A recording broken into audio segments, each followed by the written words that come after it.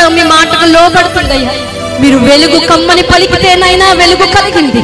ఇది నాన్న మా బ్రతుకుల్లో, మా జీవితాల్లో మీరు వెలుగు కమ్మని పలికితేనైనా చీకటికి ఏమాత్రము మా బ్రతుకుల మీద చోటు లేదయ్యా. మీకు స్తోత్రములు, స్తోత్రములు, స్తోత్రములు, స్తోత్రములు.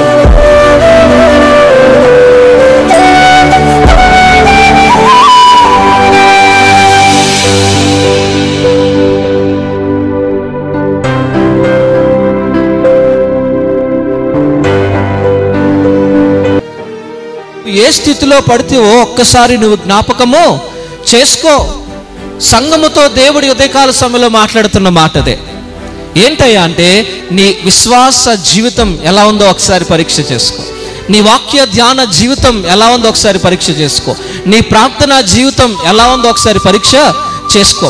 దేవునితో నడిచే అనుభవం ఎలా ఉందో ఒకసారి పరీక్ష చేసుకో. అలాగనే దేవుని యందు చూపించాల్సిన భయభక్తులు ఎలా ఉన్నాయో ఒకసారి పరీక్ష చేసుకో. గ్రాఫ్ అనేది పైకి వెళ్తుందా కింద పడుతుందా అనేది మనకే తెలిసిపోతుంది.